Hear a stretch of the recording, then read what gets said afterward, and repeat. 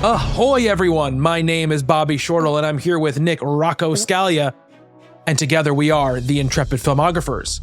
Every mini-series we chart a course through the full filmography of an under-discussed, genre, or journeyman filmmaker, and in this expedition, we do our best to try and be explorers, using our years of film knowledge to help guide us, but always being open to discovering new things about the medium we love so much. We are currently embedded in the films of Karyn Kusama, and today we are in the scariest train of all, the Hollywood Hills, for her fourth film, The Invitation. And together, we will find the freedom to forgive ourselves. How you doing this evening, my friend? I'm doing really good. Oh boy. So we're in for the rip-roaring, kind of rat-a-tat dialogue, lots of pop culture references, just like last time with Jennifer's Body. We're there again. This is not a Diablo Cody movie. You're right. Logan Marshall-Green talking about buffing his muffin all over the place in this one. Are you doing the Diablo Cody thing now too? Because I don't think that's an original. I think it sounds like her, but I don't remember that phrase from a Diablo Cody movie. Some part of my brain thinks I just made it, but another part of my brain... Like, I don't want to Google it, and part of me wants to Google it, but I also really don't want to Google it. But part of my brain goes, that sounds too much like Diablo Cody for me to have made that up, and that it must have been in Juno or something, Maybe. Or must have been in some other review or parody or joke thing I saw that was making fun of her at some point in my brain. So maybe. Well, did we talk about that last week? Like, I think we might have mentioned it. The idea that had those movies all been successful, right? Had it been, Juno was a hit, and then Jennifer's Body was a hit, and then, Young Adult was a bigger movie than it was, then like everyone would just be trying to write like Diablo Cody, and that would have gotten so sad and so painful so fast. Oh, absolutely. We would have had the term cringe 10 years before that came into the lexicon. And I think, it's funny you bring that up, because I feel like, right, the reaction to her and what happened to her was this early form of, and I'm sure, in society, this has always been a thing, but the rise of, ubiquitous internet culture, which was already happening around that time. The always online crowd. Definitely enhanced it. Is this idea of like, this is trying too hard, and that means I don't like it. That is sort of a big vibe now, obviously, with a lot of things. It can doom something very early, even in its marketing, if you get that sense that it's just trying too hard. And I think that was one of the things that, sunk Diablo Cody. Sure. Was that. But we're not here to talk about Diablo Cody anymore. We're done with Diablo Cody. We got not new screenwriters to talk about this time. In fact, we're going back to some old friends. So that was, I might have mentioned that on that episode too, because I remember before I knew, I didn't do all the research on, like, I was trying to stay like within the certain periods of Kusama's career. Yeah. So I knew what she had done before Flux. Mm-hmm. And then I was just researching that movie, and I looked up who the writers of it were. I was like, I wonder if these people ever worked again. And I looked at it, it was like, not only did they work again, but they also wrote this movie that I love, The Invitation, which is, I always knew was a Karyn Kusama movie, but like, I didn't know it was the same writers as Æon Flux. So I guess it is a redemptive arc. I love those. We've had so many of those on this show already for like everyone involved with that debacle that was Æon Flux. Yeah, so 2 episodes Phil ago. And Matt Manfredi, the writers of Æon Flux, are the writers of this film, The Invitation. I think we discussed this kind of a little bit in that episode, Æon Flux episode as well, but Hay and Kusama ended up getting married. So they are together. Still together. The one good thing to come out of all of that was a lovely relationship that I believe they have children together, and they seem like a very happy couple, and clearly learned how to work together better than they did on that one. He also writes her next feature film, which is Destroyer. So we'll be talking about that as well. But they after Æon Flux, they wrote Clash of the Titans, R.I.P.T., Ride Along, some successful movies, some not successful movies, but not any liked movies, right? Between those three. And sort of in between, when they're kind of writing these movies, they start to come up with the idea for The Invitation. And in fact, in 2009, when Jennifer's Body is about to come out, that's the first time they come to Kusama with this idea, not for her to direct it. They want to direct it. They want it to be their first feature film that they direct, basically spin off sort of the success or at least the work that they're getting in big movies and try to use it to that cachet to make a little movie. That would have been the invitation. Kusama said she immediately was like, oh man, I would love to direct this, but didn't want to kind of get in the way of their ambition. So just sort of kind of help them develop it and helped them give them advice under the auspices of this is, to help you guys get this movie off the ground and, be your first directorial movie, and really didn't want them to feel like she needed to direct it since she was their director, the director they knew basically very personally. She said for years she encouraged them to pursue the film for themselves, even though she said I felt such a magnetic pull towards the material. She mentions in a BuzzFeed article that we talked about when we were talking about Æon Flux, in that same article, she says, the trauma around my creative endeavors and around this sense of self collapsing without perspective or enlightenment, failure can be a kind of death, she said. I've had both death and perceived death in relative abundance. And eventually though, the two of them, I guess, their careers don't really, I don't think kind of take off in probably the way that they had been expecting. They write right along too around this time. They're still making stuff. They're still working writers, but they decide like, we don't want to, we don't want this to be our first movie. We don't want to direct this. It's not going to happen if we try to direct this. And so Kusama, they kind of, there is in the article I read, basically said they really didn't remember who was the one who said to the other, you should direct it. But eventually that's where we came to. And with all of them on board, they basically go, okay, we're going to do this, but we're not going to bring this to a studio. We're not going to bring this to a person who's going to be a big overseer over this. We want to make a movie without any oversight, we want it to be our movie, our vision, and we don't want somebody interfering in it, in the marketing, whatever it might be. So obviously you're not going to be able to get a lot of money for a movie like that. This movie was shot for $1 million in basically one house, of course. At the time, very much a model which has become, pretty popular around this time. It was becoming very popular, remains very popular for horror movies. Speaking about, well, we'll talk about the themes when we get into it, but she mentions inspirations weren't straight up horror movies, Thomas Vinterberg's The Celebration, the Kurosawa movie High and Low, The Parallax View, Clute, Rosemary's Baby, Repulsion. She said, I didn't really look at it as straight horror because I guess I don't see the invitation as straight horror. It's more the genre crossbreeds that I'm most interested in. And she says, I'm really starting to face the fact that I'm a pretty serious person. I don't necessarily think that the business of filmmaking makes it easy for pretty serious people. It's really important to sort of stay light and socially adept and charming and all of these things that I often am not in a fundamental way. The movie gets greenlit. They have backing from XYZ Films. And it originally is cast with Luke Wilson, Zachary Quinto, Topher Grace, and Johnny Galecki. Most of the female characters are the same cast that ends up being in the final movie. But due to some scheduling delays and just, general movie stuff, it gets delayed. And so it gets recast. The Kusama took that time with the writers to kind of sharpen it a little bit. And then they end up casting Logan Marshall-Green as the lead with Michael, I don't know if it's Huisman or Husman, as the kind of like second male lead in the movie. Michelle Huisman? Is it really Michelle? Is that what I think it is, yeah. Well, there you go. It's Michelle Huisman then. Either way, I'm so glad that like the final movie here, like I think if they had a more recognizable cast for this, I don't think it would have worked nearly as well. I know like everyone in this movie, you've seen them in other places, you've seen them in other things. They are very, very good. Like this, I think is a very well acted movie, but I don't know that this particular kind of low key, very cerebral, psychological, tension building sort of thing would have worked with someone who's just, like a Zachary Quinto or a Johnny Galecki. Not that there's anything wrong with those guys. Or Luke Wilson was a great example of that as well. Mm-hmm. But they kind of have this established persona that I think would have worked against this movie rather than for it. And the fact that what do you keep calling Logan Marshall-Green? Like not Tom Hardy? Yeah, he's fake Tom Hardy. Fake Tom Hardy. This movie also has not Mia Jovovich in it. Yeah. Well, and not Michelle Monaghan. The woman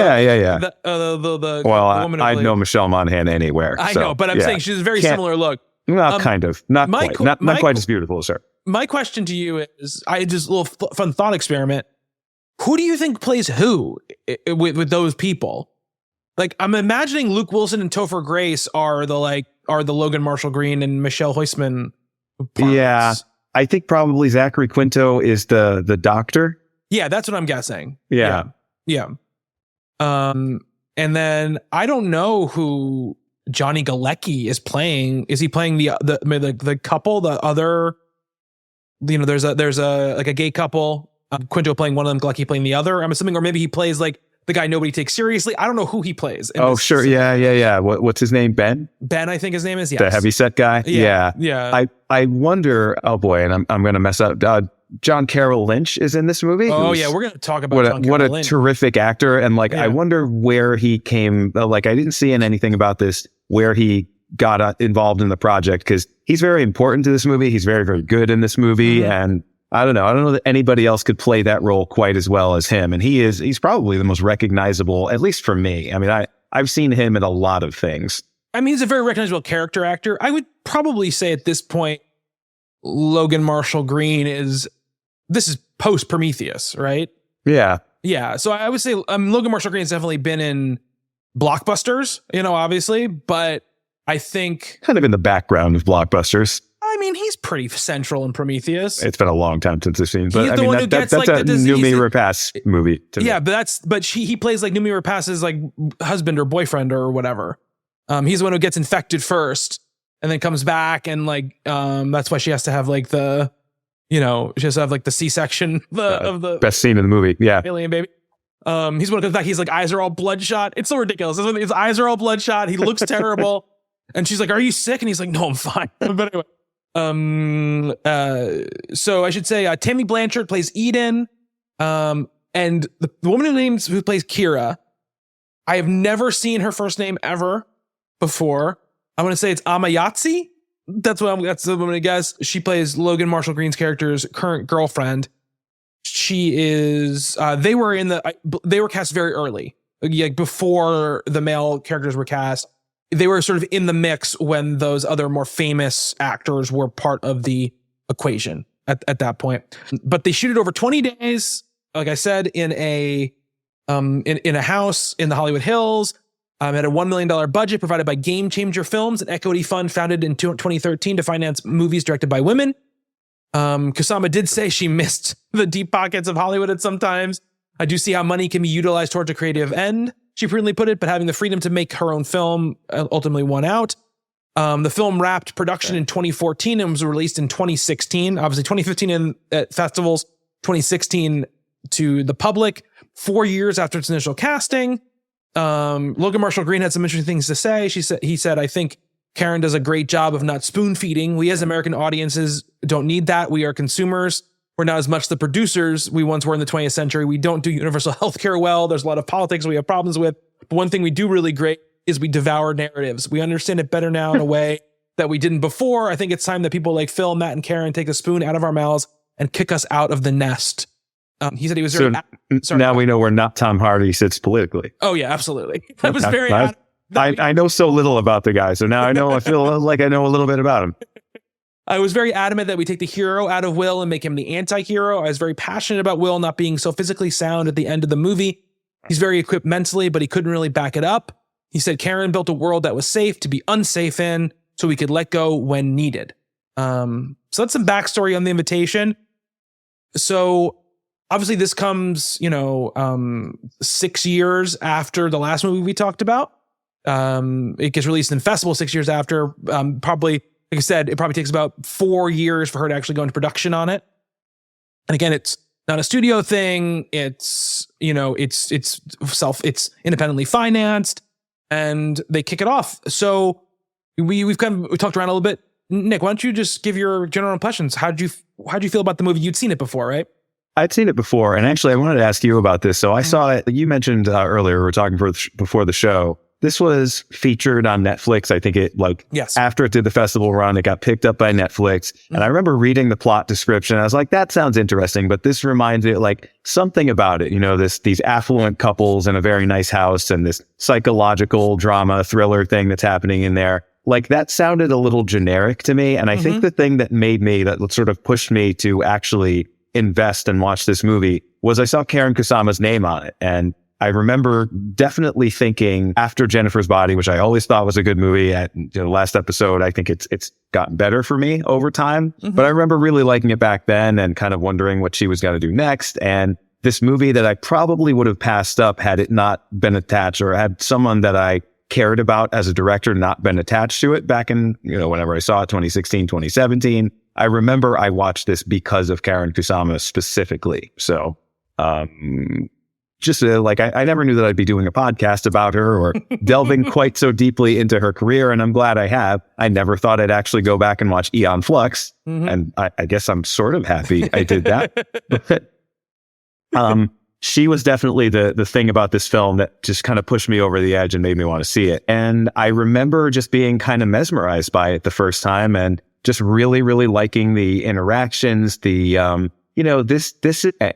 not a comedy of manners, but it's kind of a drama of manners. And there's so many movies that are like that, but they always kind of go for a different tonal thing than this one does. And I love the tone of this movie. I remember thinking this the first time too, because it's always tense. It's always a little awkward. It's always a little off. It's always a little mysterious. And I do think, right, this is a good first feature for anybody. I am glad that someone with the control and the precision of Karyn Kusama was able to take over the script and do this movie, because it's a very tough thing to maintain, I think, what this movie does, because it is all the way through, you're sort of feeling for these main characters and you just want them to get out of this house so badly. And it's just and she said something about this too, right? It's this idea of politeness and manners and how we don't want to upset our friends and things like that. We don't want to embarrass ourselves. We don't want to make a spectacle of ourselves in front of people. And I think this movie, the social mores of it, I think are played really interestingly. And then it has this twist ending that it's very, very well set up, but I didn't exactly see it coming the way that it's executed. And I just remember really liking it. There's a really haunting couple of final shots toward the end. And you get to that point at there's some kind of gnarly violence in this movie that I wasn't expecting, that kind of catches you off guard. I was intrigued all the way through. It's a movie where a lot of it is just people sitting around a very nice house and talking. And that can be really interminable if it's not a very good movie and what they're saying is not interesting. I think this movie builds the sort of backstory of this friend group in a really interesting way.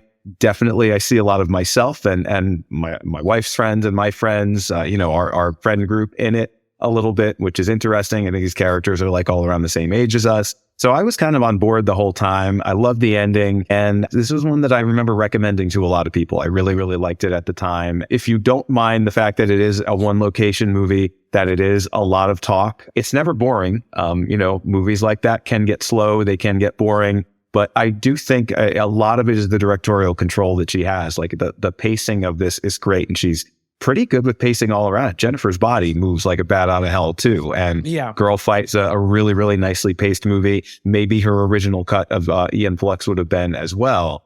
But this one just, I don't know. It's intriguing right from moment one. The setup is great, right? This idea of a guy going to a dinner party at his old house that his ex-wife now lives in with somebody else. And this kind of 2 years later reunion between this adult friend group where there's all this awkwardness between them and everyone's trying to do whatever they can to dispel that. And then they bring out the cult stuff, the 2 years they spent in Mexico. I love one of the things, a plot point or an idea or just a thing. I'm an individualist, right? I love free thinking. I love the idea of people coming to their own conclusions about things, and cults fascinate me, right? Because it's the antithesis of that. It's you sort of buy into this mentality that all these other people are buying into. So I love a mini series, a documentary like Wild Wild Country, something like that. Anything about cult behavior or cult activities, because, it's always how do people get suckered into this stuff, right? And what are people looking for where they need to sort of have that belonging or have that transcendent experience with others that probably is a scam and probably is all bullshit. And I love movies that explore that, right? And this one kind of does. And there are characters in it that kind of feel the same way as I do. And I just always find that an interesting thing to make a movie about or make a documentary about is cult behavior. So it kind of checked a lot of boxes for me and covered a lot of bases for me. Yeah, I think at the time when I watched it, I wasn't even really thinking about who directed it at that time. it was a movie that I will mostly, my wife and I will watch a lot of different horror movies, right? And especially if they get any sort of buzz, we'll definitely check them out. And this was just one of those movies that we had heard was good. And so we watched it. And I remember at the time really liking it. And at the time being like, who is this guy who looks like Tom Hardy? In fact, thinking it was Tom Hardy at first. I was like, oh, Tom Hardy's in this movie. And then I realized very quickly it was not him. But if he lost a little weight and grew his hair out. He's less stocky than Hardy is. He's not jacked. Yeah, I don't mean lost weight, but like lost mass. Lost mass. Hardy is a solid fella, right? Yeah. So I remember enjoying it, thinking it was really tense, that it was it looked really good. But I do remember around this time kind of lumping it in my head, and not necessarily in its execution, but in its scale, with a lot of the Blumhouse stuff that was coming out around this time, right? Like, this is not a couple years after The Conjuring. It's right near Insidious. It's right near Sinister, like these type of movies. And this became like the Blum specialty, right? Where you go like, okay, we get a couple of actors that you recognize, we put them in a house, and we get a director who's got some chops, got some visual chops, and we'll make something out of it, right? That's what it usually is. And if it makes money, great. If it doesn't make money, we spent barely anything on it, right? That was sort of the idea, to the point before where I think in my brain, I had sort of memory hold this as oddly as being a Blumhouse movie, like at least being produced by them. And of course it isn't. Really? Because I don't think it has the mass appeal of a Blumhouse movie, right? Here's what I'll say. I don't think you quite understand how many movies Blumhouse produces in a year. They produce a ton of movies. And a lot of it is like, we'll make 20 movies for $100 million total, right? And if 5 of them do well, we have covered our entire budget, and the other ones will do fine on VOD, right? That is no. I agree with that. I just don't think they make anything quite this niche. I don't know. I mean, I think if you look at their whole filmography, you'll find plenty of niche movies. But I think, like, again, I just, in my head at the time, I lumped it into that grouping just because it shared, like I said, the scale. It's not necessarily like the thematics or what's actually happening in the movie. It's just sort of like the scale of it, right? Well, it has that look too, that like low budget, but like very professional, very slick sort of look. Like this is, the set is really, really nice. The lighting is really nice. Like I will say that about even the lesser Blumhouse movie, like, Night Swim type stuff. Like they have a nice look about them, even if they're not really great movies. Well, I would say, I mean, again, Blumhouse has a lot of movies, and some of them are terrible. Like I just watched the first Ouija movie the other day, and that's a Blumhouse production. Is the second one too, the Flanagan sequel? The Flanagan one is, yeah. That one's great. That one's great and looks great, right? But I would say, like, a lot of the time, right, they have real filmmakers making those movies, whether they're up and coming or whether they have some other experience in some other place. Like, we mentioned obviously the Wan movies. Then Derrickson directs Sinister, and they're just movies that with competent directors, with good visual stylists, and obviously Kusama is one of those. Well, this isn't a Blumhouse movie, but this was an up and coming, sort of way to get your movie seen at this time, right? Which was make it for real cheap in a house and hire somebody who can film it real nice, and it works, right? And I think this movie, although when you dig into it, right, is about a lot more stuff than those movies are usually about, right? And it's I agree. And calling this a horror movie, I think it's technically accurate. I'm not sure that that's where I would classify it. I'm sure there is a way. I've never seen a trailer for this. I'm sure you could cut a trailer for this that kind of focuses on that aspect of it. But it's really, like I said, it's more of this kind of drama. It's a psychological movie. It's mostly taking place in the character's head. It's mostly about the awkward situations or uncomfortable situations. Like it's very tense. This reminds me of, are you a Trey Schultz guy? No. It Comes at Night. His first movie. I haven't seen It Comes at Night. No. All right. So I was a big fan of that movie. And then he made a film called Krisha, which came out a few years before that, set in one house, made for nothing, a very, very small budget, even compared to this. And it's just about a character who arrives at like a family Thanksgiving dinner, and she is a train wreck and causes kind of psychological harm to everyone there and herself. And to me, this is that kind of movie. It's more that like awkward, disturbing, It does, yeah. And apparently they scaled that back a little bit. Apparently there was more of that originally. The sort of violence was a bigger part of the movie. Like it usually lasts like 20 minutes of the movie. Yeah. And this movie exists. And it was, I think, a little bit more, if not half and half, a little bit more like 2/3, 1/3, 2/3, let's build it up. I don't know that I would have liked that movie as much. I mean, I love horror movies. I love, slasher movies. I don't mind gore. I don't mind when a movie turns into a bloodbath. But like the fact that I saw this when it came out and just seeing it again now, and I completely forgot that aspect of it, I think, and maybe it's just me, but to me, that says maybe that's not the most important thing here at all. In fact, maybe it's one of the least important things and one of the least notable and interesting things. Like I've seen, there's plenty of like Ready or Not, stuff like that. There's plenty of these movies where people in a very nice house end up killing each other. And this is really not that kind of movie. I would love to. That's Ready or Not is that the Scream? Wingard? Adam Wingard? Is that Adam Wingard? I thought so. I could be wrong. I thought Ready or Not was those guys. I know who you're talking about. They wrote the most recent Screams. Yeah. Tyler Gillett and Matt Battili-Olpin. Yeah. Those guys. Those are the Ready or Not guys. Those guys have a very particular way of making movies. I haven't seen Abigail yet, which is the movie that came out this year. Yeah. Which I want to see. Me too. But obviously very different types of movies, right? I think that, we'll probably talk about this often because of the kind of filmmakers we're going to be talking about. I find a little bit of the hemming and hawing about what we're going to classify as a horror movie and what we're not going to classify as a horror movie, as even from people who love horror movies like us, as a little bit of genre snobbery, where they're just kind of like, but this is a good movie. I don't want to call it a horror movie. Like it has like, that's not what I'm saying. I know that, but a lot of people do this.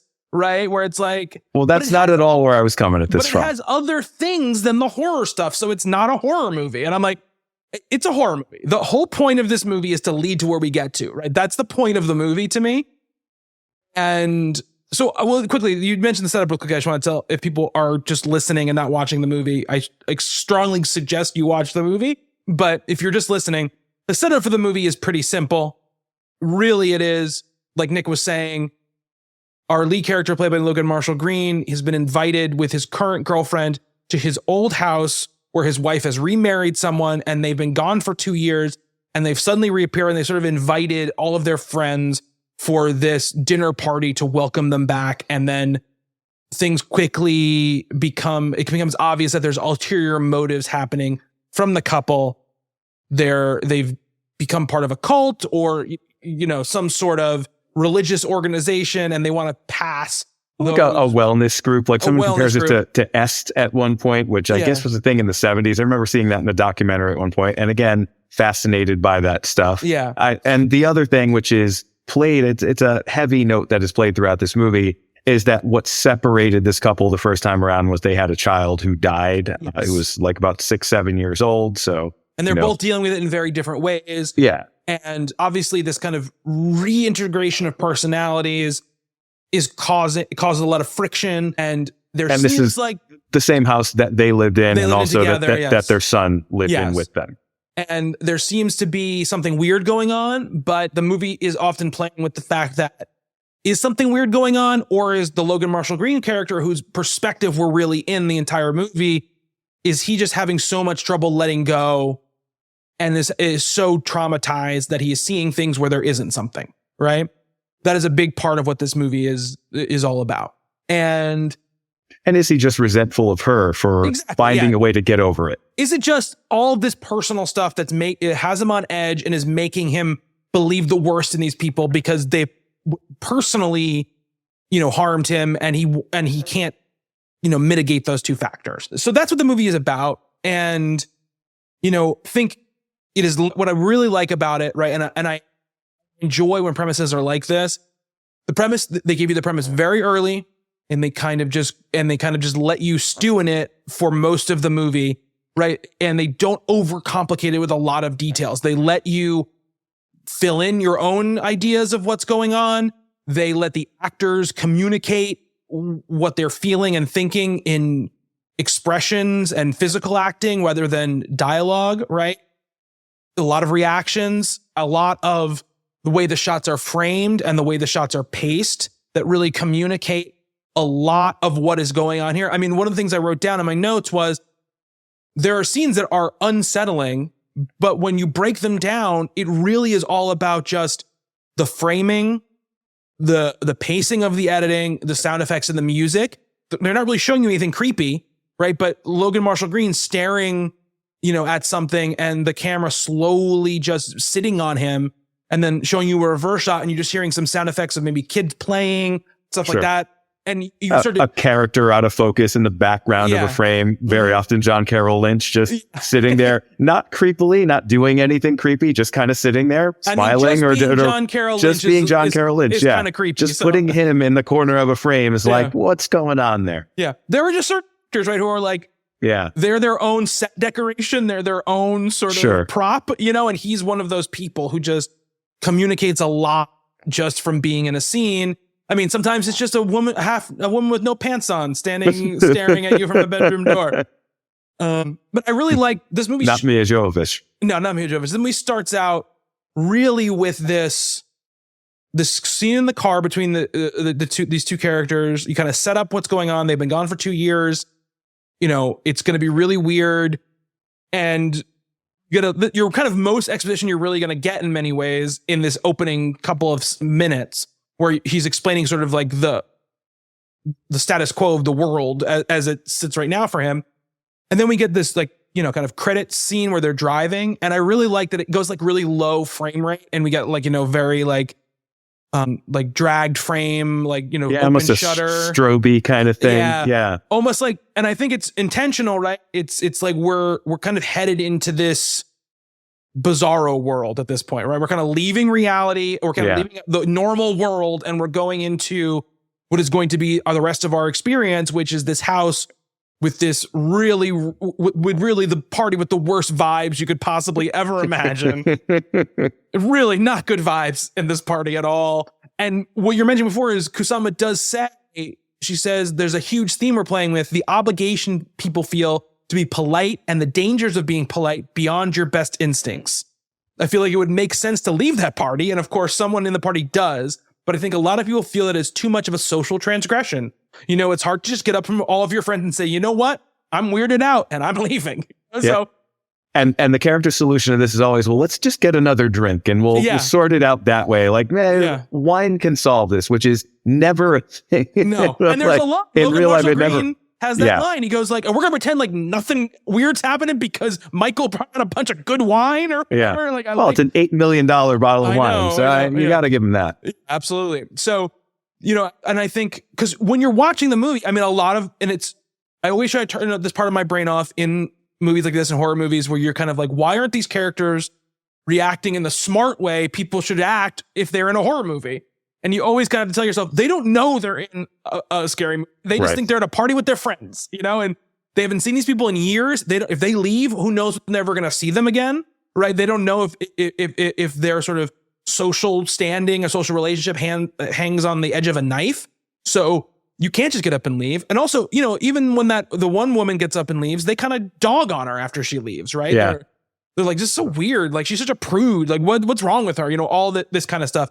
And these people kind of like give in to like stuff they initially say is weird just because they're like, well, let's just go along with it. And, the Logan Marshall-Green character is, for him, it's kind of an endurance test, right? Like in the opening scene, he kind of talks about this, like, this is the thing I need to do to maybe give myself some closure, to prove to myself that I can go to this house and be around this person and be okay with it, right? So he knows, and I think his fiance they're engaged, right? Are they engaged? Did they say they're engaged? I don't remember. I thought that got mentioned once. So they're in a serious relationship together. Very serious, yes. And that's kind of how he explains it to her, right? Like, I just need to be able to do this. And of course I don't want to go.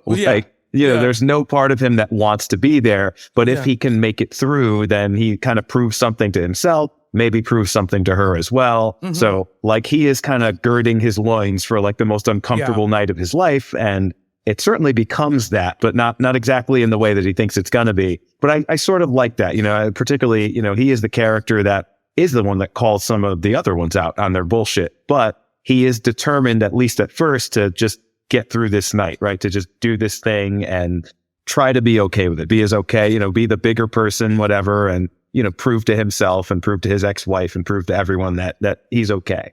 Yeah.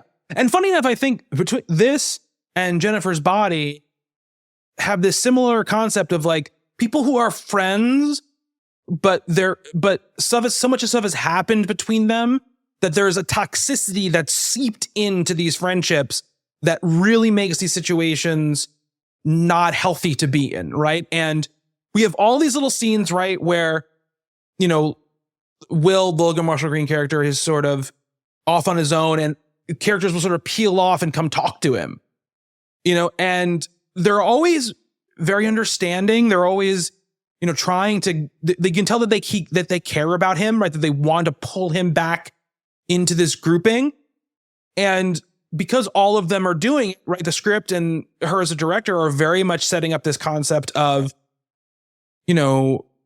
he's the one who is sort of in the wrong, right? He's the one who sort of is acting abhorrently, even though there's all this other crazy stuff happening. And again, it is this idea of like the pull of these social groups and sort of norms is so strong that these people literally watch someone die on camera and then are like, Will, you're being really weird. You're hanging out too much on your own, and it's like, sure. But on the other hand, they are also, because of what he went through and because they all kind of feel a little guilty that they weren't there more for him when all that went down, they're willing to forgive a lot of stuff. He does, acts, like you said, kind of abhorrently, and he does some things that are socially, unacceptable.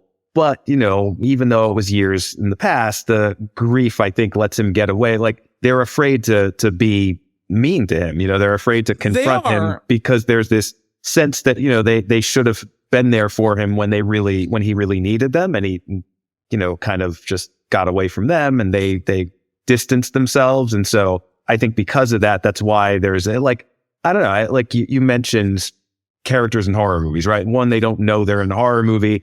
Two, they just make decisions that serve the plot. But I do think there's a lot of nice sort of psychological factors in this that make it believable that they all stay and are willing to sort of put up with everything that they put up with in this movie. Well, I mean, because up until the very end, right, all of them just sort of like, this is weird, but like, that's all it is. We'll get through tonight and they'll have said their whole spiel or whatever, and then they'll feel better. And then, we'll be able to sort of, things will get to be more normal again, right? As we see each other more. Or they could never see each other again, or it could be just kind of closure for all of them. Yeah. And I think, but I do think there is this aspect of the story, which I think is intentional, which is, they give Will slack, but Will really only has one moment where he is like outwardly hostile and, over the top with people, right? The rest of the time he's just sort of being antisocial and being a little bit, prickly about certain things, being a little bit of an asshole here and there. And I think that the intentionally, the filmmakers are kind of putting across this thing where it's like, they give him a little bit of slack, but in the end, they sort of have like this, come on, buddy, get over it kind of vibe to them, right? He has a kid who died, right? And he's back in his house with his, used to be his wife, who is now married to somebody else. And I just think like, even though they appreciate sort of the weirdness, they don't, this is the truth of people, right? You can't really understand the depth of that sort of despair, right? From the outside, no matter how much you care about the person, right? You just can't. At a certain point, the little bit of your everyone's built-in selfishness takes over, where they're like, dude, come on. Like, we're friends. Like, why can't you just be our friend again? And there's a little bit of that in here too, I think. And this leads me, I want to get this away now because I rather just backload the episode with as much positive talk as we can. My one real critique of this movie, and the reason why it is, a 4 out of 5 for me, still I think it's great, but it's not like an all-timer for me or even better, is that the ending of this movie is obviously, it's a cult, and they are trying to, they're up to something bad, right? They're going to do something bad. And I think the movie plays around just a little bit too long with the concept of, is there something bad happening, or is Will just kind of losing it? Because at a certain point, this movie wouldn't exist. The movie exists for the ending, right? That's why the movie exists. The movie is building the whole time. And so the movie playing with us a little bit past the point of, we know, we get it already. We know, right? It just, I don't think totally works. I think there's just one or two too many scenes of Will snooping around, or, standing outside on a deck being like, I can't do it. Like, there's just one too many of those scenes. Well acted, well shot, well written scenes. This is not me saying they're not in a vacuum, well constructed pieces of film. But I feel like this movie's about an hour and 40 minutes, right? I think, as short as it is, I think you can shave either 10 minutes off of it, or you can do a little bit longer with the, we already know what's going on type of situation. And that's it was my complaint back when I watched it the first time. So it's not just a thing where I knew it was going to happen and was kind of waiting for that build to happen. I felt that same way when I watched it the first time, and I felt that same way now, which is, you're playing with me a little bit too long when I already know this has to end in something crazy, because why would the movie exist if it didn't end in something crazy? So that's my one critique of the movie. I agree with that. I think that's a fair criticism. It could maybe not dance around that quite as much. I also think the way that comes about is like the one note that feels a little false, or something that like maybe could have been done differently. Like, the passing around the wine, that whole thing. That's a, See, I like that scene. I like that scene a lot. I like the scene too, but I mean it's Jonestown, right? It's hand everybody their cup of Kool-Aid. It's like the way that you would do that. And this is kind of a smarter movie than to just do the obvious thing. And I think in that moment, it kind of does the obvious thing, right? It's this toast. It's like, all right, we've done everything. Now let's have some wine. Like, okay, that's probably when things are going to get weird. I guess the one thing that I would say to that is, and I remember thinking this the first time I saw it, it's ambiguous enough up to that point where maybe it's Will that is going to be the catalyst for the crazy thing. And it does a little bit to set that up. And maybe that would even be a more interesting movie. But I do think there's enough sort of tension with that, and with our main character, who we do sympathize with the entire time, like, I kind of remember thinking the first time, maybe it's him. Maybe actually this is not as weird as it looks, and he's the one that's going to be, whatever, like I said, the catalyst for the violence or the sort of craziness that ends the film. And it doesn't end up being that. No. Here's the thing. Like, if this was the first movie I'd ever watched, might be like, I might really doubt it, right? We're a long way from that, though, aren't we? But the thing is that the movie has given us enough weird shit that they're doing, right? The pills, the videos they make them watch, all of this kind of stuff. The story that, Pruitt tells them about what happened with his wife, the way that, the other woman leaves, and just, I love the way that whole sequence is framed. That's perfect. Yeah. That's it, just perfectly out of frame. There's a lot of that. So many, you mentioned, Kusama mentioned like Polanski, Repulsion. Mm-hmm. I think there's a lot of that. And there's like a lot of times what I love about this movie is it doesn't feel like an American movie, right? Yeah. Like American movies would spell out a lot of the stuff that this movie leaves just kind of nicely ambiguous, a little bit out of frame. It is very much about, as I said, the sort of psychology of the characters, and this sort of, they're all affluent. It's this very mannered sort of thing. I mean, they're all drinking and messing around. I mean, they're not like, super upper class, like hoity toity kind of people.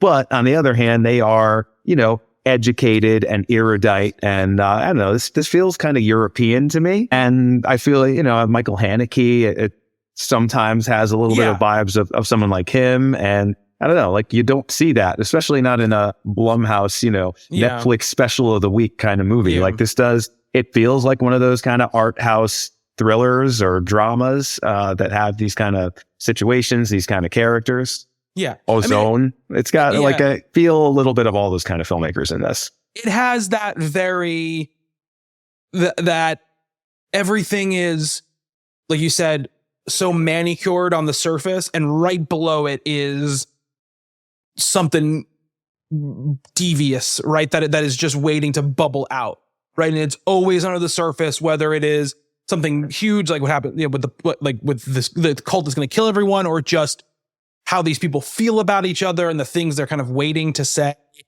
I think that going back to talking about the obvious thing with the wine, the glasses of wine, I think that to me, it is born out of what organization or a thing like this is, right? Which is that it's not this, brilliant, creative organization. They're just doing, they are doing the most obvious thing because that's what they would do, right? That like they are in a tradition of things like this. It's not like it's just like in the end, you're really fooling stupid or vulnerable people into buying into your bullshit. Right? That is like what it all is. It is, but these characters are so much smarter than that, right? Like they sense cult right away.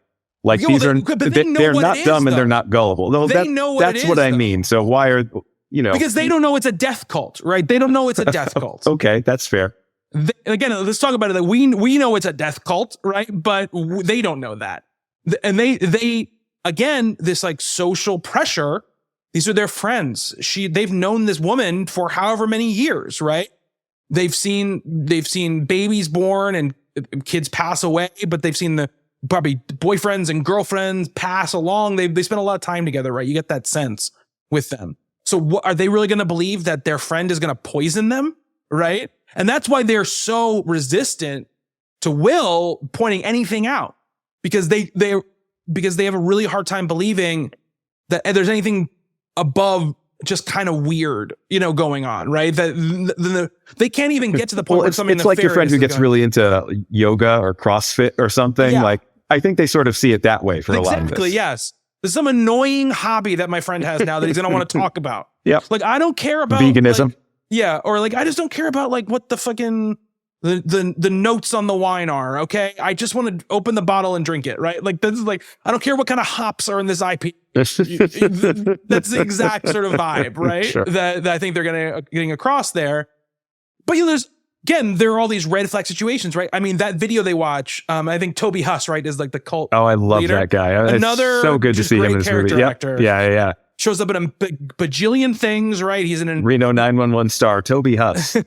He's in a billion episodes of things. He's in a billion movies. He's just a really reliable character actor who plays comedic actor, although he's absolutely terrifying in this movie. He is, yeah. But he's really good at doing those two things, right? Because he has that look of a guy who is like normal, like he's like the most basic looking guy possible, right? But he's always got something going on. There's a little crazy behind the eyes there. Exactly. Yeah, exactly. Right. Exactly. And I think there's a long kind of lineage of I think actors like this who do stuff like this. But anyway, he's a cult leader and I think he does a really great job in those scenes. But they watch that video of that woman dying and they're kind of like, did we just watch a movie of someone dying? And, people, they're like, okay, I guess we'll just stay. I guess we'll just keep going with this party. At that point, I would have been like, I'm sorry, guys. I'm getting out of here. Like, I can't do this anymore. And then, Prue would have shot me in the head when I was trying to leave her. But, at least I would have died in my car, my Prius, trying to get out of the driveway. I feel like I've done a similar thing to my friends, but it's not a snuff film. It's like a Neil Breen movie. It's like, no, you guys got to see, just completely kill the vibe of the party. Like, let's watch 5 minutes of Neil Breen. They'd probably rather watch someone die on camera, but whatever.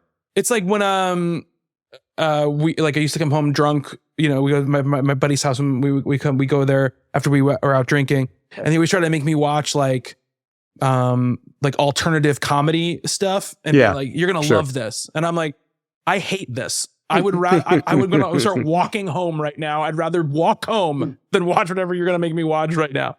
So, I think, but again, that's, I think like, right. The vibe, right. It's the social pressure. Yeah. Yeah. Of like, this is just my friend being weird and I'm not going to think too much about it. And other friend is being also weird and he's being weird in like a much bigger bummer way. And I just don't want to deal with that right now. And so I think that's a big part of this movie. And I find that to be, fascinating with the dynamics, right? But along the way, the movie gives you enough little breadcrumbs, right? To be like, there's something more going on here, right? I think I love that, this idea that the Will character is on such high alert, right? Because he still hasn't gotten over not being what he feels like alert enough when his son died. Yeah.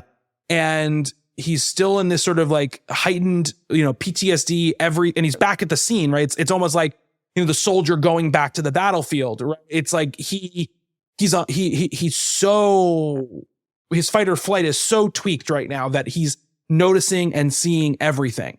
And he notices, the locking of the door, the whole thing with the person who comes to the door, which we never really know what happens there, right? When that person comes to the door. Yeah, there's a little interaction that's all out of frame. It's just off camera. We can just barely hear it. There's a lot of stuff like that here that I like a lot. And he's so like tuned into it, right? He's not even like listening to his friend talk to him.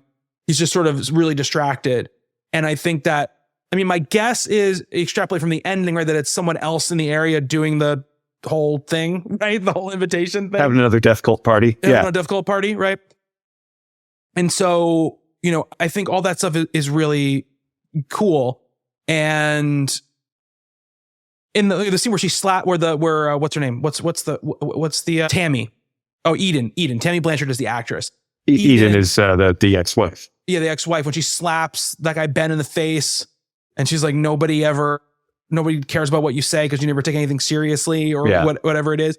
These moments where it's like, that's a great point, actually. I meant to mention that before. One of the things I love about this movie, one of the things I think is brilliant about it, is there's a lot of that, right? Like things get very tense, things kind of escalate to this point where it's like, how can this go on? And then they get diffused. It's like this tension and release thing. Yeah. And like, I've been in situations like that in real life. Like there's this weirdly is, as outlandish as the plot of this ends up being, kind of the way people relate to each other in this movie feels very true to life. Yes, where absolutely. You're in a situation where it's supposed to be social and people are supposed to be having a good time. Then things get tense. Somebody says something offensive or crazy, or, things get like, people kind of get into it. And then it's like 5 minutes later, everybody just take a breath, go have a drink, go step outside for a couple minutes, and then everything is basically fine again. And it's cool because we have this character, Will, who is kind of at, like you said, in this heightened state where every little thing like that, he's just kind of making mental notes about like, okay, this was weird and this was fucked up and I saw this thing and I heard this thing. But like everybody else is like, okay, things are getting tense. We should probably just go home, end this thing. And then it's like, oh no, let's just like stick it out a little bit longer and everything's fine. And they get back to kind of joking around and being like just cordial with each other. And that I think works really, really well in this movie. I think that's really interesting the way that goes. And it's kind of, there's these peaks and valleys all the way through it up until things get bloody in the end. Yeah. And it's right up till that point that it's, escalation of tension, and it could go in that direction. And then it totally doesn't. I forget what it was. I should have taken this note. There's one moment where Will is just completely wrong, right? It's Choi, right? Yeah. Gina, character who shows up and she's waiting for her boyfriend and he's not there. And then Will gets a message on his phone from him. He's like, hey, I'm here. I'm early. Nobody's here yet. And he's like, well, where the fuck is he? And turns out he just, got called back to where somebody says that, like, oh, maybe he just had to work. And turns out he did. That was exactly right. And Will looks like an ass and kind of has to apologize for it. And you think that's where the movie is going to just go haywire, and it's completely diffused in that moment. Then the character just shows up and he's just this real chill, nice guy, and like nothing bad happened to him at all. Yeah. Not yet. Yeah. He is not long for the world of this movie, but for a while there, it's like, oh, cool. This guy will deflate the tension a little bit. He seems great. Yeah. And I feel like what I'm going to say is I think because it really plays in that social situation where when you get in an argument with your friend or you get in a disagreement, part of you is, angry about like, well, they did something to me. But then part of you is also like, but what, was I an asshole? Did I do something to set this off? So when a friend comes to you and is like, well, let's just bury the hatchet, you're partly relieved, right? You kind of let the other part go in some ways. And I think that's what's going on here. And they play that a lot. And is it worth throwing away the friendship for, right? Like whatever it is, this little transgression, like, okay, in the grand scheme of things, like, yes, this is an awkward night that we're having, but can we get over it and be adults and still get along? Like we have a long history together. Like, I don't know. I do feel there's, like I said, I feel like that's very true to life. Yeah, it absolutely is. And I would have lasted a while at this party, I think. How about you? I would have lasted somewhat. I think the death video would have gotten me. If I was the guy who got slapped in the face, I probably almost definitely would have left. I probably was just stormed out that door, at a certain point. But so I think that talking about the filmmaking, I really like, speaking of the European vibe, right? The way it's lit, it's so warmly lit. You get this, I love the dichotomy between the way it looks, like that warm, inviting, sort of beautiful look compared to what that feeling of awkwardness and social tension that's going on underneath the surface. They're really in competition with each other in a really fascinating way. And I also really love the way she uses a lot of, especially on the Will character, a lot of close-ups, a lot of shallow depth of field, a lot of, putting things out of focus, a lot of, kind of narrowing down the point of focus, really bringing out this idea of how separated Will is from everyone else, right? Because some of the people everyone else is sort of usually shown in like a wider shot, a medium shot, a 2-shot or a 3-shot. Yeah, absolutely. exactly. It's obviously these are filmmaking things that a lot of filmmakers do, but I think a lot of people who don't shoot movies or haven't really thought about them too much, like we've thought about them, don't realize those are the things that they're doing, and why you feel a way without realizing why you're feeling a way. And this is an intentionality by the filmmaker to make you feel this way. Keep Will in one shots, keep him in close-ups, keep him feeling claustrophobic, right? Wherever he goes. And Will is the audience surrogate too. Like he's not only like, although he is part of this friend group, he's also distanced from it enough. And it's his house, but he hasn't seen it in a while. Like, we want to see more of the house. We want to explore a little bit. We want to check out all these weird little things that he's seeing. And so it kind of allows her to do that, right? Like we get the information that we want through him because he's looking for it too. Like he doesn't participate when they're just all kind of sitting around shooting the shit kind of thing. He's really kind of away from those sorts of scenes. Yeah, absolutely. And you get the sense that there's a lot of talking about him when he's not there. Like behind his back, yeah. Yeah, because people keep coming to me and go, listen, we've been talking about it and you really need to get your shit together. And so you get a lot of that sense. So, and I think that is also a very relatable feeling as someone who's going through something around a bunch of other people. And it can be even more isolating, right, than when you're by yourself, which is, sort of a kind of generic or stereotypical thing to say, but it's very true, right? And I think this movie is really pushing that idea because they want you to feel the more and more he's sort of sectioned off, the less you're supposed to kind of maybe trust him, right? Maybe there is something going on. And I think that Choi moment is the ultimate moment, right? Where it's like, because at that moment, the first time you watch the movie, you were 100% in with him. You're like, this is exactly what I thought was going on. Yeah. Choi is dead. Like, you don't bring up this character that early and then him not show up and him be fine. Like, absolutely. Something weird going on. And he's calling them on their bullshit. You're like, yeah, absolutely. Like, we are ignoring this shit because you're serving fancy wine. Like, let's, and all this kind of stuff. But I think that scene before that, right, is the actual dinner scene, which I love the way it's shot. It's shot like, it's shot like it's like this like bacchanal feast, right? Wine is spilling over the glasses. Oh yeah. That just like that animals. Shot, the shot over the table, the bird's eye shot. Love that. Yeah. It is hard to shoot everything in basically one place and to keep it interesting and dynamic and moving. And she does such a good job with this, using all these different rooms for all these different reasons, putting this, having the dinner scene upstairs. I was going to say area. The upstairs, downstairs, which I've never seen that in this is a very nice house. I've never been in a house this nice, but I've never seen like the dining room, like upstairs on that like second level, kind of overlooking everything. I love that. Yeah, just a great, this really great visual look.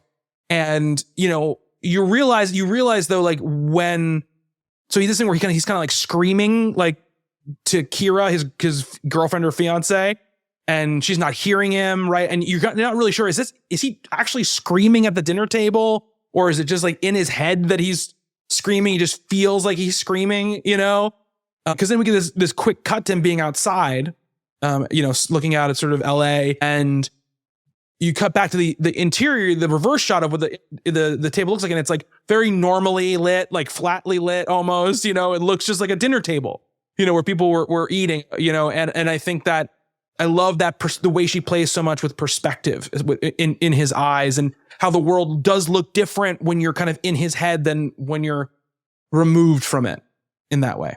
Yeah. And then, Choi shows up and, we get this sort of like really, I think, great Logan Marshall-Green in this scene when he has to really reckon with himself, right? Sure, and decide in his head, like, maybe I am like fucking wrong. Maybe I am wrong. Maybe I'm jealous and I'm seeing things that are not there, and it's all me. Yeah, it's all me. And again, go back to my critique of the movie. I think this hits even harder if we've got a little less of the build up to it. I think just a little bit less of it, but this scene is so good, and Logan Marshall-Green nails it. Right, the vulnerability that he shows in this moment, going from 10 like down to like -10 as far as his self-assuredness about what's going on in this moment, I think really, really works and sells it, and is kind of the key to selling everything that happens at the end of the movie. I think is this scene with him, because he really just like allows himself to believe that he's wrong. And I think it's part of what Green was saying, and I think it's him being the anti-hero, him not being perfect. He really wanted this guy to not, be the whole time, I know what's right, I know what's real, and I am going to, basically stick to it until everyone is on my side, right? That's not the kind of character he is. No, and that's such a horror movie trope too, right? Yeah. That's Dr. Loomis telling everyone, like, lock up your kids, Michael Myers there, right?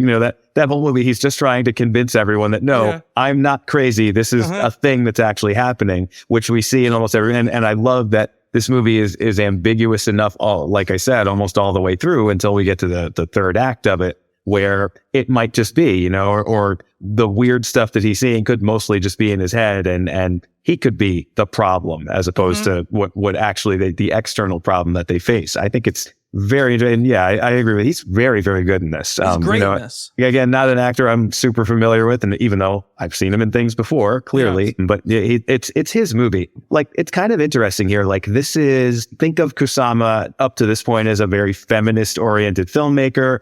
Destroyer looks like, I don't know much about it, but it's a female-led action film that I'm assuming is kind of falling in line with other stuff that she's done. And this is not that at all, right? Like, I don't really get the sense, that this is, I think the direction is really good, but I wouldn't necessarily look at this and say, oh, this is a feminist filmmaker making this movie. Like, those themes are not really here at all.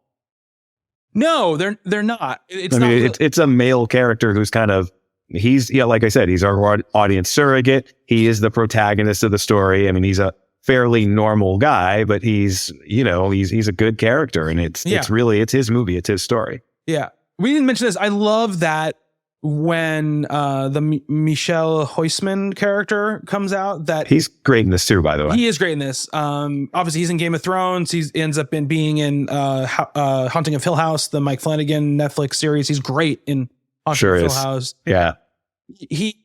I love that when he comes out, he's sort of dressed the same as Will. They sort of have a similar look. And they got the same like stubble and the long hair, and like they're almost like mirrors of each other in some way. And I thought that was, and I think Kusama and Hay and Manfredi talk about this, how they always sort of intended for that to be the case, right? He's like sort of seeing at first like what could have been, right? And that makes it even harder for him in those moments.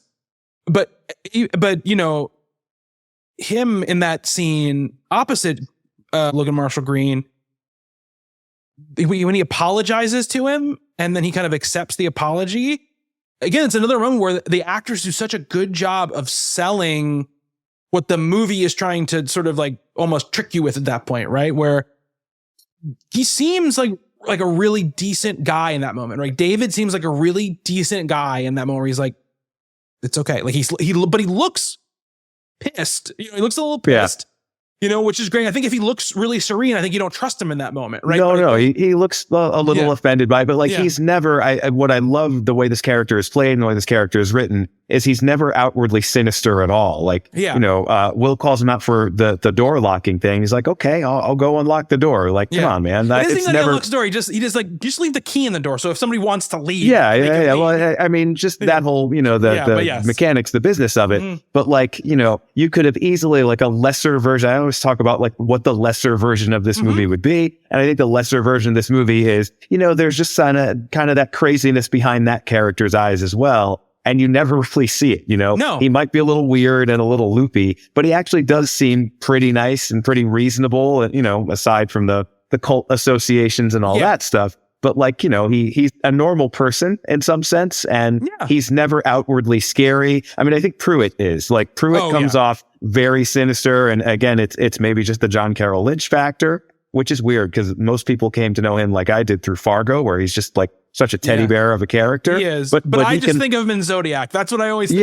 Zodiac. And he did a season of Channel Zero where he played like someone's dead father come back to life with like very sinister intentions. And, when I see him perfect role for that guy. When I see him in anything, I'm just like, you're someone who Jake Gyllenhaal's going to stare at from across the counter.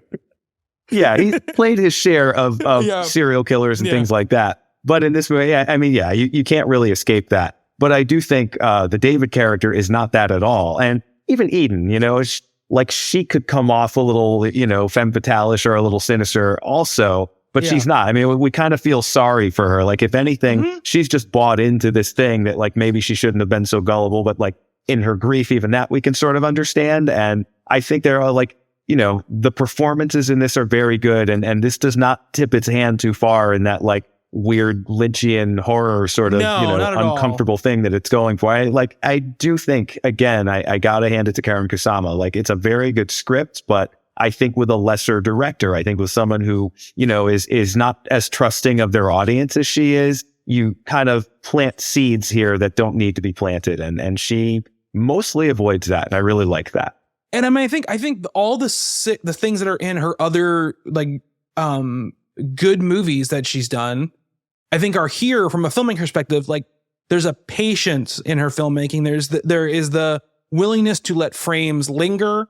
There is a willingness for the editing, even when things are intense, to not be breakneck and overly chopped up. Yeah. The shot composition is really, really gorgeous most of the time. There isn't throwaway shots. It seems like everything is really, thought out and particular. And like you said, it's not just to look good, right? Like, you could easily make this look like a commercial, like a high-end, perfume commercial or something like that, in this really nice, Hollywood Hills sort of home. Our old friend Joseph Kosinski had shot this. That's what I mean. Like, this does not, like, the shot compositions here, like you said before, right? Yeah. The framings tell the story. They kind of, build atmosphere, and they're doing something for us. It's not just, hey, what if we put the camera here with this thing in the foreground and it's going to look really cool, this shiny thing, it's not that at all. Yeah, absolutely.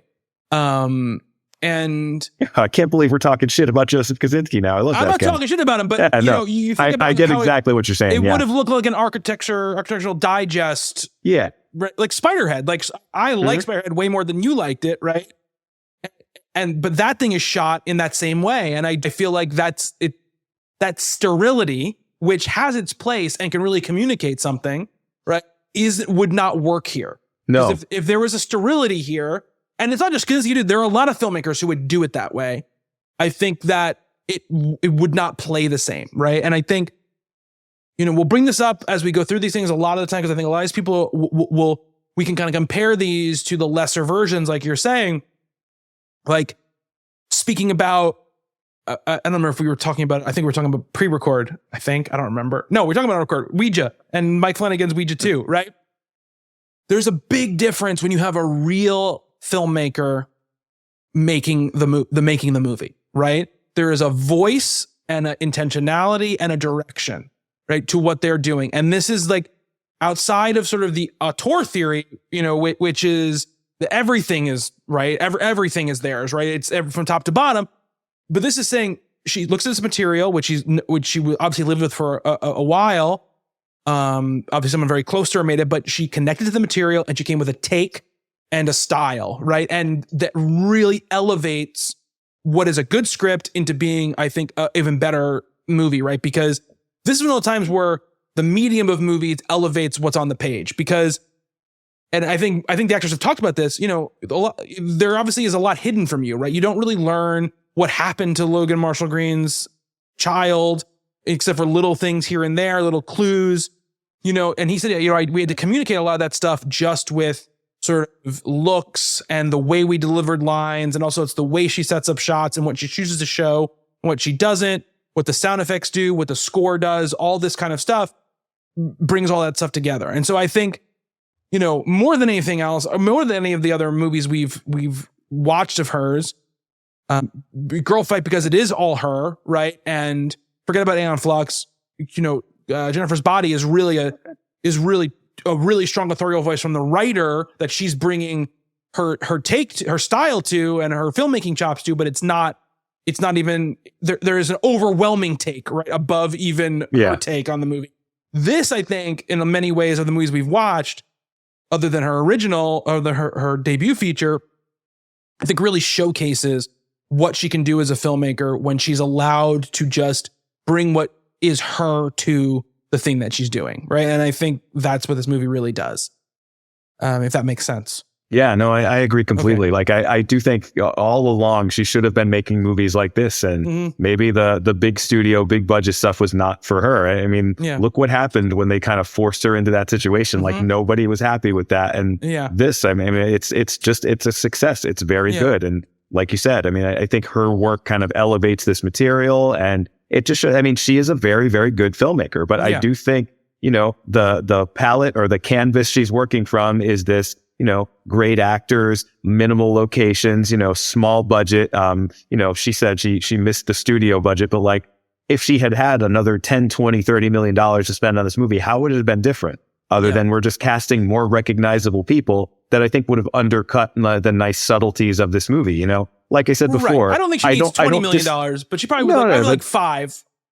Okay. I mean, she would have had more time to shoot, but it feels like an independent movie, and it is, it's got the sensibility of an independent movie and the intelligence of an independent movie. And there's nothing flashy. There's nothing Hollywood about it. And I mean, not nothing. I mean, there's nothing Hollywood about it. It goes a little mainstream in the end there, but I like the way this played. Even that last shot, and I was talking about it before, the homes on the hills with the red lanterns, right? We can't skip over the fucking thing, like the turn of the movie. We even talked about the turn of the movie. I thought we've already done that. Oh, we haven't talked about the last shot of the movie until we talk about the big turn. So, obviously, here's what I really like about the way that this. So, there's this moment where the Will character is like, I fucked up. Can I go look at our son's room? Because he's been like avoiding it, right? There's just moments where you see him kind of look at the door.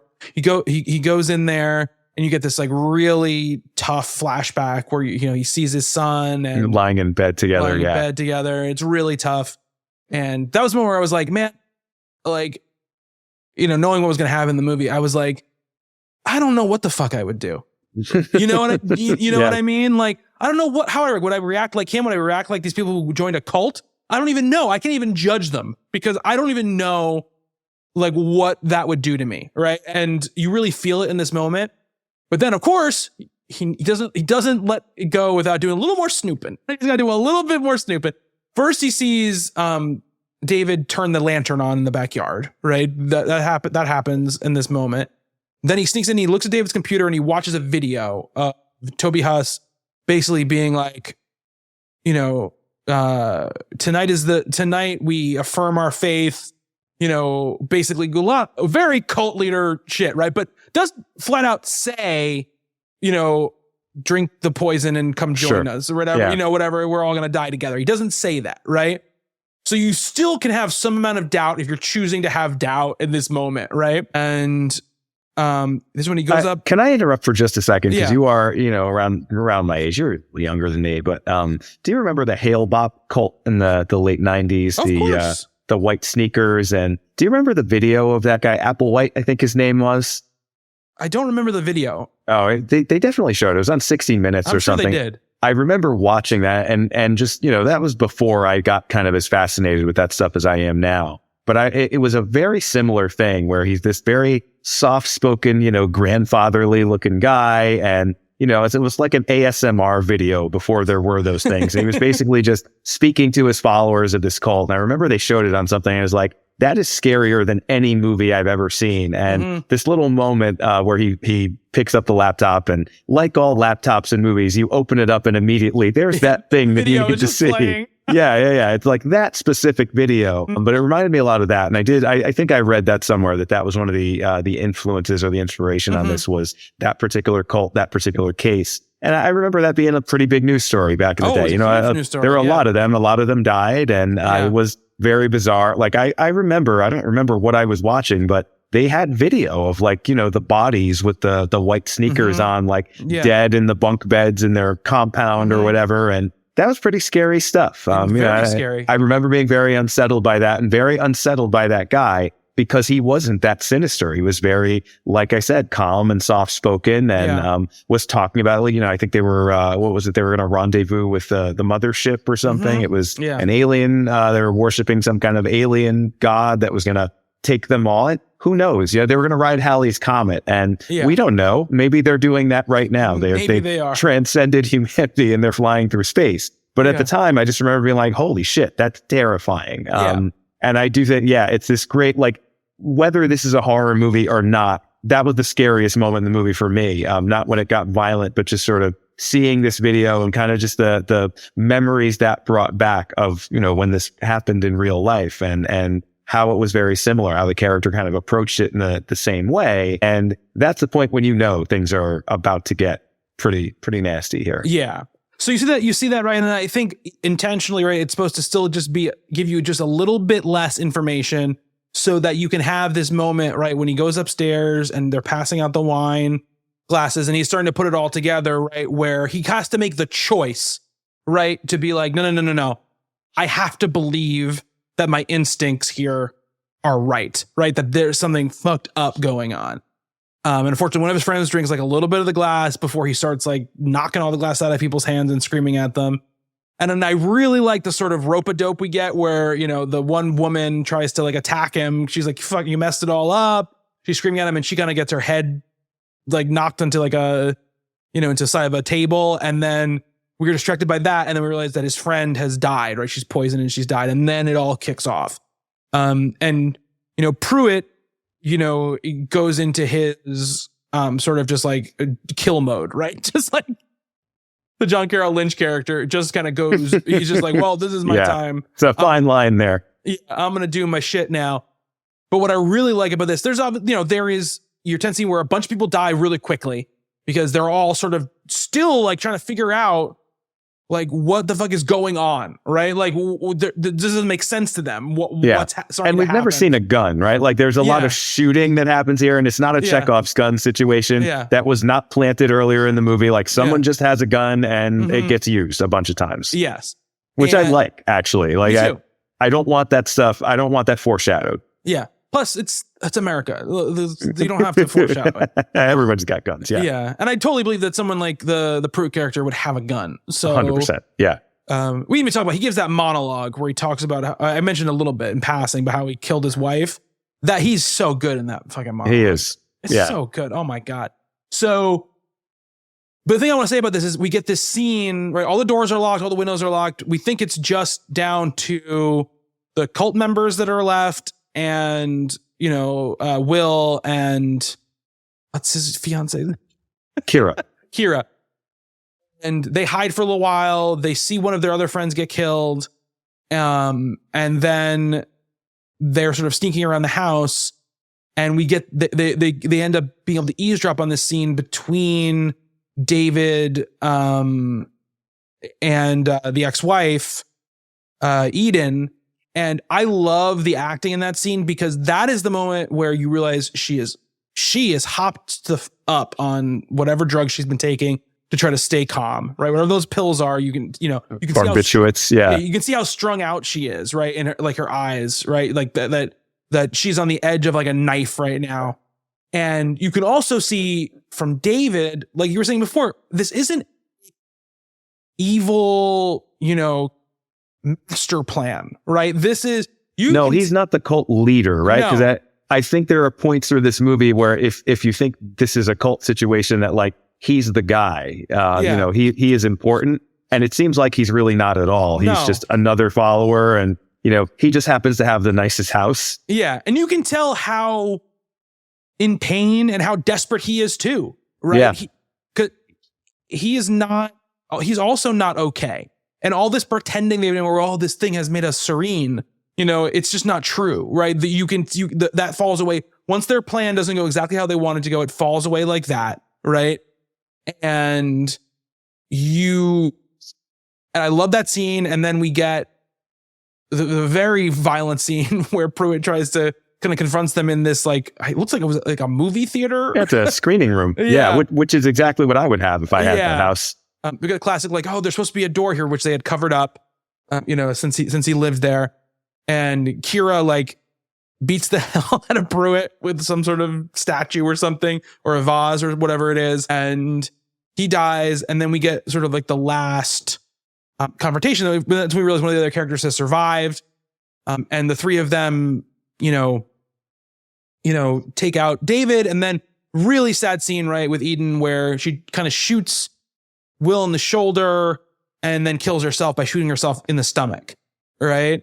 And obviously I think that's very symbolic because, it's kind of shooting herself in the womb. The child that died. Right? Yeah, sure. Yeah. And some people I've read some takes on the movie where is this supposed to communicate that she's pregnant again in this moment? Is she in this moment? Is she killing both herself and an unborn child? There's some question about is that supposed to mean something more than just her killing herself? Right.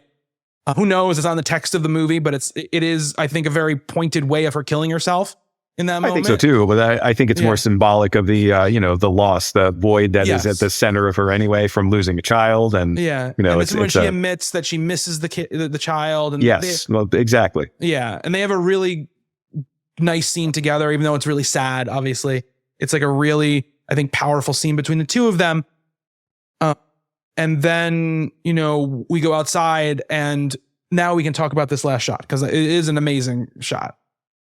Well, it's definitely something that I remembered. But again, it's so we see this view of the Hollywood Hills and what's it about every other house? We see that same, the lights are on. There's a helicopter flying over. I don't know. This could have been one of those end of the world movies. The twist is actually this is the apocalypse and we're all just getting together for, I kind of remember the first time I saw it, like you do, you try to sort of guess where this is all leading. And I thought it was going to be more of a doomsday scenario, but actually I think it's much scarier and much more unique and original than that, where this cult has just kind of infiltrated the minds of so many people, these affluent people in the Hollywood Hills. So we just get this view of the canyon, right? And just about every other house has their own red lantern on. And it's all, there's no dramatic music here. There's nothing that says, scary twist ending. This is not an M. Night Shyamalan, grab you by the lapels and say, look at this clever thing that I'm doing here. It's just,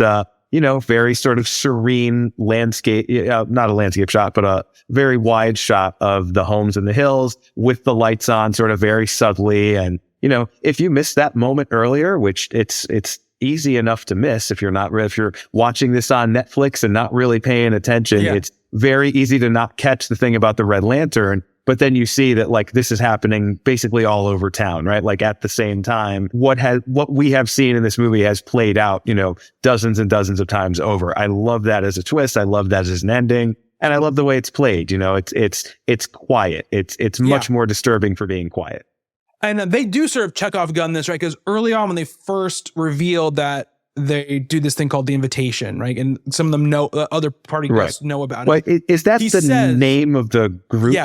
This grief support group, supposedly that they were associating with in Mexico? Isn't that what it's called? And then they actually send out this very sort of formal invitation to their friends get together. Yeah. So that's what they called it. And they even said that when, there are thousands of us, there's people here, people there or whatever. And I think what I found so interesting watching it now in 2024, was that it's very prescient in some ways in this idea of, these people have these weird, dangerous ideas, and most of the people sort of in polite society or in what we think of as mainstream society sort of laugh it off. Like, these are weirdos, like, whatever, you know, like there's not that many of them. They just have these outside ideas. And then you sort of realize when it's too late that no, there are these people all over the place, and these dangerous ideas have been allowed to just take root because no one was paying attention or laughing at them. And now some really serious consequences. And it's your neighbors, right? It's not just like someone you're seeing on TV across the country, but it's literally like all of the homes in your neighborhood, or like every other. It's enough, right? It's a lot of homes. I don't know if it's every other even, but it's like a lot of homes. It's enough homes for it to be like, wow, that's a lot of people. And a lot of red lights, a lot of red lanterns. And, you know, a lot of, you know, we had our own kind of bash with that over the last, I would say, you know, 8 or 9 years, you know. And I think that this movie, while I don't think it's trying to be political in that way, I feel like it really does sort of transmogrify onto that. Well, feeling. It's a social contagion kind of thing. Yeah. I definitely think there's, you know, it's not just a fun twist ending. I do think there's a point to it. I think there's a, you know, there's an idea, or there's a thesis at the heart of this movie, and it's not just like a gotcha sort of ending. No, I don't think so either. But it is a fun gotcha ending as well. And I don't want to, don't want to undersell the fun and power of a good gotcha ending, because that's no, me either. You know? And I hope that anyone who had any interest in this movie watched the movie before they listen to us just like spoil the shit out of it. So. Well, yeah, I mean, we've been talking about the movie for an hour and a half. I know. I know. I meant to say that at the beginning, like, you know, shut the show off now, go watch it. It's still streaming. I think I watched it on Peacock this most recent time. So it's on Peacock and on Amazon Prime. Very easily available, but oh well, now we've ruined it for you. But hopefully we enhanced it for you if you already had seen it. I don't know. I know people tell me like spoilers are not that big of a deal anymore, but like to me, they kind of still are. I think spoilers are a big deal, but if you're listening to a in-depth breakdown of a director's career, we're going to talk about the whole movie. I just don't think that's the other thing we have to worry about. No, I know. For a 10-year-old movie. There's going to be one guy. There's going to be a me somewhere that's like, oh, damn it, I was going to watch that movie, and now why? Then don't listen to a whole podcast about it. I don't know what to tell you. Watch the movie first. That's just built into our premise, Nick. We got to talk about the whole movie. Fine, whatever. There's nothing we can do about that. We don't have like a news section. We're going to talk about the, you know. All we do is talk about whole movies. You didn't care when we spoiled Æon Flux, Nick. What happened at the end of Æon Flux? I don't remember. They killed all the clone data. Oh, so right. That they had to die. Yeah. I actually like that twist. In the ship with Pete Postlethwaite. You know, so come on. Don't forget that. We talked about the end of Jennifer's body. I sort of remember it. We spoiled Top Gun in the other episode. Yeah, Tom Cruise lives. Tom Cruise lives. They win. Spoiled that. Fine. Whatever. But anyway, yeah, quite a good movie. This is, for me in my rankings, and it's out of 5, right, stars. She now has 3 of her 4 movies. We've watched 4 movies now? Yeah.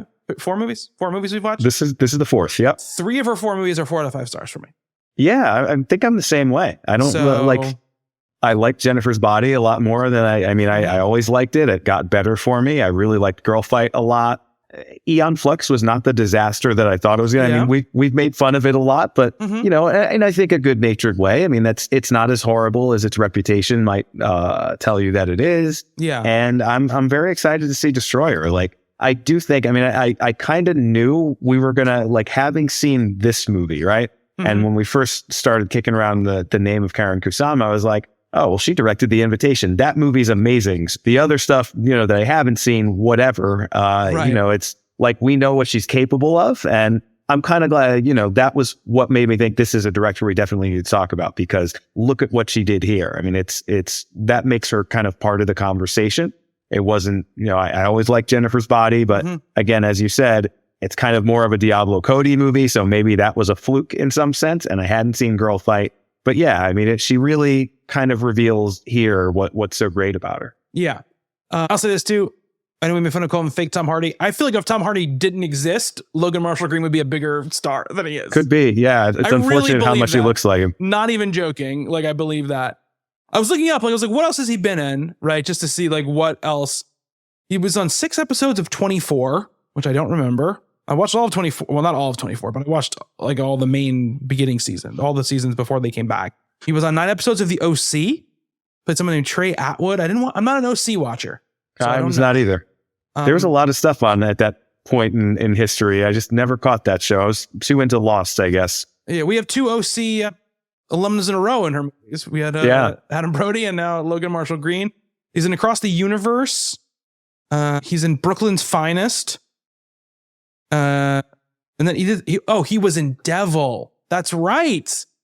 You know that movie that was like produced by M. Night Shyamalan? I remember seeing it. I remember it existing. I don't remember anything about it. Yeah. Oh, I could spoil that one though. I remember what the twist was. I remember who the devil was on that elevator. It's a fun movie. That movie's it's okay. fun. Yeah. Well, it's another, confined spaces. I kind of like that stuff. Yeah. Then right after that, he's in Prometheus.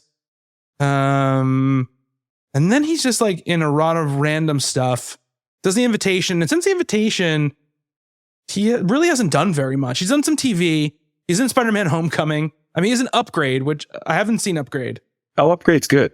That's a Blumhouse movie, I think. That is 100% a Blumhouse movie. That's a Lee Winnell joint. Lee Winnell, yeah. Yeah. Who is Upgrade's fun. Interesting filmmaker. Yep.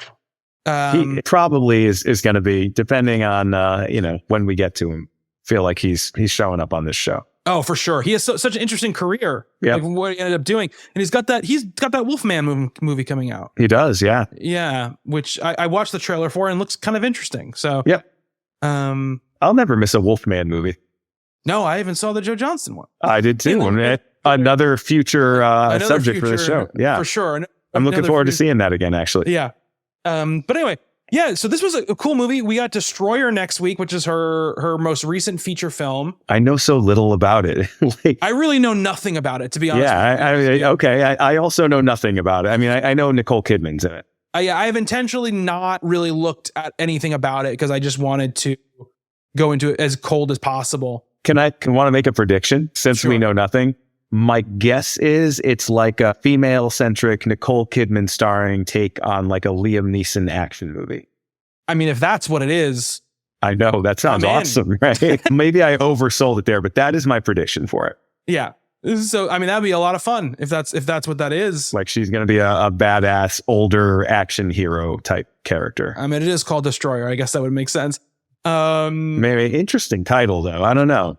I feel like it's on the nose if it's Liam Neeson, less so when maybe it's more subtle and psychological than that. But I'm excited to see it either way. But this movie, when it was in the festival circuit, is kind of what really, I think, supercharged her career as a TV director.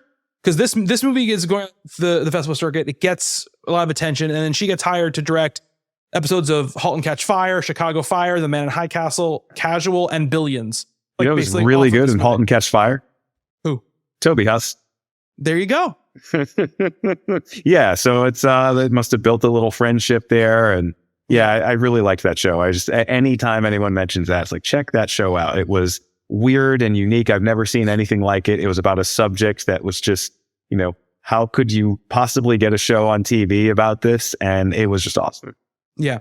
She said that after the movie came out, she said, "Today I read 8 scripts that I've been sent in the past 2 weeks. And of those 8 scripts, 6 had scenes in which a man murders a woman. 3 of those scripts, it's his wife." She said, like, oh my God, girl or woman is getting beaten to death or murdered somehow, often for sport.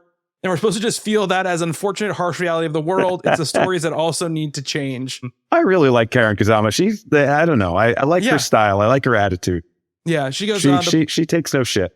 When this was going on, she was getting meetings with studios, and she said, "The place I'm in is very much a place of, I am not going away, people." She said, "You have to keep dealing with me, whether you like it or not." And then an interview with RogerEbert.com, she was asked about the concept of director's yell, as we talked about last time.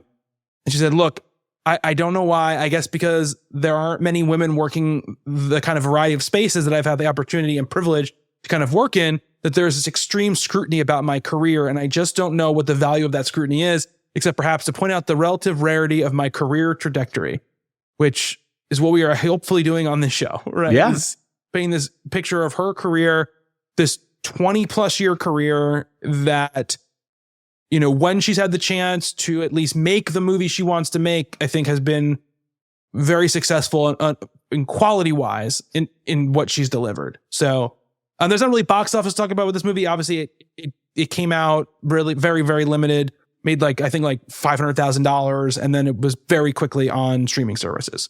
So it's not really a kind of movie where you really break down the box office. But I think overall a really big success, and I think a movie that I think has, was well, it got like 90% on Rotten Tomatoes, and I think is a movie that is well liked, by people who have seen it. And it's certainly allowed her to do her next movie. So we'll see how that all goes. And then after that, we're going to talk about the pilot of Yellow Jackets, and that'll wrap up our Kusama series. And we will start our new series after that. We're going some places after Karyn Kusama. We're going some places. Some fun places. Some really, really fun places. Well, depending on how you feel about Boston. Yeah, well, if you love Boston, you'll love our next minute. Just tell you that right now. If you love Boston, and tabloid gossip, you'll love our next and who doesn't? Series.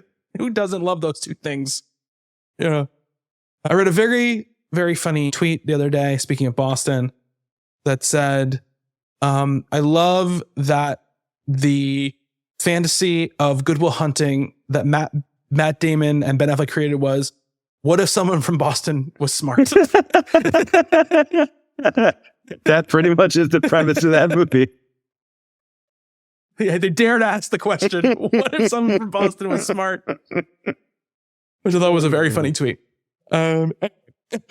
It's such a New York, it's such a Long Island attitude. I'm a lifelong New Englander. I'm from Connecticut, but listen to me. My family. Connecticut is just a suburb of Boston, really. Yeah, that's true. My family is, or a suburb of New York City, which depends on what part of Connecticut. I'm actually kind of, I grew up right on the dividing line. I'm closer to New York now, but yeah. Hey man, my family's from Vermont. I grew up a Red Sox fan. I have family and really good friends in Boston. I love the city of Boston. I do too. That tweet does not share my perspective. No, but it's a great tweet. But it's a great tweet. Made me laugh. It's been a very long time since I've seen that movie. It came out when I was in high school. Of course, I was blown away by it. Thought it was just like the smartest, wittiest, most emotionally resonant thing I had ever seen. It's been such a long time, and I feel like it wouldn't hold up, but I did see there's the scene where Affleck basically tells Matt Damon, Will Hunting, like, if you don't, if you come back to work tomorrow, like, I'll hate you forever for it. Like, you have a chance to get out and, like, whatever this means to you, like, this means something to me. And I saw it somewhere. It must have been on social media or something. I was like, that's a really good scene. I don't know if the rest of the movie that surrounds it is as good as I remember it, but that scene hit pretty hard. So maybe, I don't know. Maybe we'll do we'll watch it Gus again. Van Sant at some point. Maybe we'll do Gus Van Sant. It's an interesting career. It's an interesting career for sure. I always think about two things. One, the scene with Ben Affleck when he goes to the interview for Matt Damon, and he love that scene so much. But I think so much about the scene in Jay and Silent Bob Strike Back where they're just filming Good Will Hunting 2 hunting season. Applesauce, bitch. And he goes, what are we going to do? I miss old Kevin Smith. Applesauce, bitch. Great scene. Anyway, if you want to get more of this great commentary and insight into film, intrepidfilmographers.substack.com. You can, of course, subscribe to the podcast on any one of your podcasting services. Rate and review us however you can. Check out, we have some video content that we're going to have up as well. I'm sure you've seen it. I'm saying this now because it's happening in the future, and I'm sure in a couple of weeks you'll hear me talking about it more surety. But right now I'm like, there'll be video content up there, I'm assuming, because we haven't launched yet while we're having this conversation. So I recorded a video today, actually. So we'll see how that all goes. We're planning on recording a video after this that I hope will launch when we actually go up, but it should be a fun. We're really want it to be a place where talk about movies and, celebrate movies, and you can feel like you're talking about movies. Well, we are in dialogue with these movies. We're talking with these movies. We're talking about them. We're talking with them. We're laughing at them. We're laughing with them. Exactly. You're hanging out with, your friends who just love talking about movies, and you're part of that conversation. That's what we want it to feel like, and I hope it does. And next week we will talk about Karyn Kusama's most recent feature, her last feature as of now. Maybe in the future there will be another. I hope there will be another. Yeah, and we'll talk about that if that happens later on. But until then, thank you, Nick. Thank you, Bobby. And thank you to everybody who is listening. Until next time, be good to one another. Later.